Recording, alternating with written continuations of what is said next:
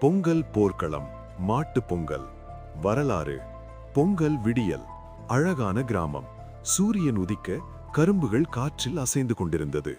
Hulk மற்றும் கிமாயா நண்பர்கள் போல சிரித்துக்கொண்டே பொங்கல் ஏற்பாடுகளில் இருந்தார்கள். கிமாயா, ஹல்க், இந்த பொங்கல் எல்லாருக்கும் மகிழ்ச்சி தரணும். ஹல்க் சிரித்தான். இது மாட்டு பொங்கல், வலிமையும் மரியாதையும் கொண்ட திருநாள். மாட்டு பொங்கல் ஆரம்பம். அழகான காளை, பெரிய கொம்புகள், நெற்றியில் குங்குமம், கழுத்தில் மணிமாலை.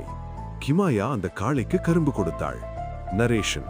கரும்பு இனிமை போல மனிதனும் விலங்கும் சேரும் நாளிது. காளை அமைதியாக இருந்தது.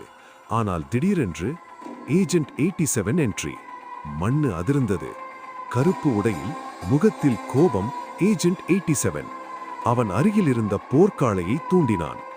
இந்த காளையின் வலிமையை உலகம் பயப்படணும். காளை கோபத்தில் பாய்ந்தது. மேன் வர்சஸ் புல் பேட்டில்.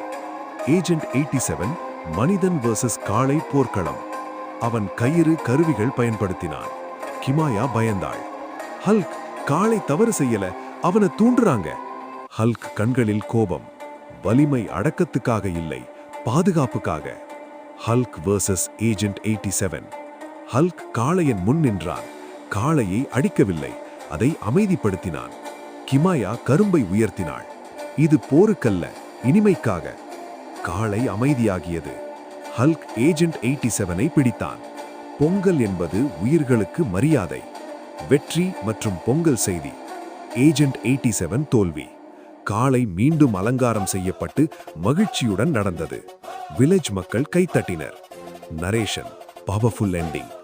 வலிமை என்பது அடக்கத்தில் அல்ல, கருணையில்தான் உண்மையான சக்தி இருக்கிறது. கிமாயா சிரித்தாள். ஹல்க் தோளில் கை வைத்தான். மாட்டு பொங்கல் இனிமையாக முடிந்தது. Life lesson quote. வலிமை கொண்டவன் காயப்படுத்த மாட்டான், காப்பாற்றுவான்.